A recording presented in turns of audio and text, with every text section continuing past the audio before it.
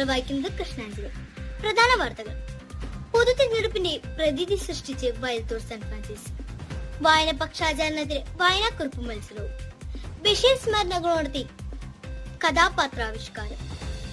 നല്ല സമൂഹത്തിനായി കൈകോർത്ത് സാമൂഹ്യ ശാസ്ത്ര ക്ലബ്. മികവിന്റെ 100 അഴകിന് നാന്ദി കുറിച്ചു. വാർത്തകൾ വിശദമായി.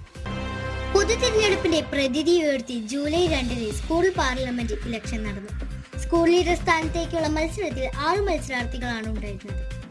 ഇലക്ഷൻ വിജ്ഞാപനം, നാമനിർദ്ദേശക പത്രിക സമർപ്പിക്കൽ, പിൻവലിക്കൽ, പത്രികകളുടെ സൂക്ഷ്മ പരിശോധന, സ്ഥാനാർത്ഥികളുടെ ഇലക്ഷൻ ക്യാമ്പയിൻ, പ്രചാരണ കുട്ടിക്കലശം, നിശബ്ദ പ്രചരണം തുടങ്ങിയ പ്രവർത്തന ഘട്ടങ്ങളിലൂടെ വിദ്യാർത്ഥികൾ കടന്നുപോയി. തുടർന്ന് ജൂലൈ 4 നടന്ന ഫലപ്രഖ്യാപനത്തിൽ സ്കൂൾ ലീഡറായി മുഹമ്മദ് കെയെ തിരഞ്ഞെടുത്തു.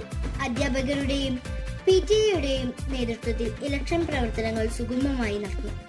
വായന പക്ഷാചരണത്തോടനുബന്ധിച്ച് കുട്ടികൾ വായിച്ച കൃതികളെ ആസ്പദമാക്കി അധ്യാപകനായ നാരായണ മാഷിന്റെ നേതൃത്വത്തിൽ വായനാക്കുറിപ്പ് മത്സരം നടത്തി. എല്ലാ ക്ലാസ് ഡിവിഷനിൽ നിന്നും വിദ്യാർത്ഥികൾ പങ്കെടുത്തിരുന്നു. ജൂലൈ 5 ബഷീർ അനുസ്മരണത്തിൽ നടത്തിയ ബഷീർ കൃതികളുടെ കഥാപാത്രാവിഷ്കാരം നടത്തിയത് കുട്ടികൾക്ക് വേറിട്ടൊരു അനുഭവമായി. ബഷീറിന്റെ പ്രേമലേഖനം എന്ന കൃതിയിലെ സാറാമ എന്ന കഥാപാത്രത്തിന്റെ അവതരണം ഏറെ ശ്രദ്ധേയമായി. കൂടാതെ ബഷീർ ദിന ക്വിസും അനുസ്മരണത്തിന്റെ ഭാഗമായിരുന്നു.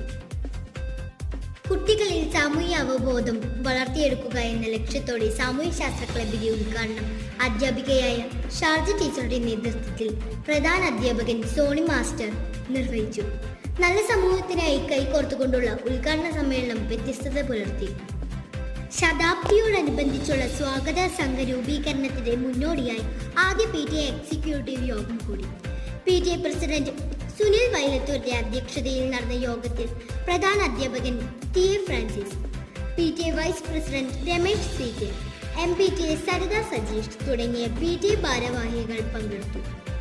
വാർത്തകൾ സമാപിച്ചു. നന്ദി, നമസ്കാരം.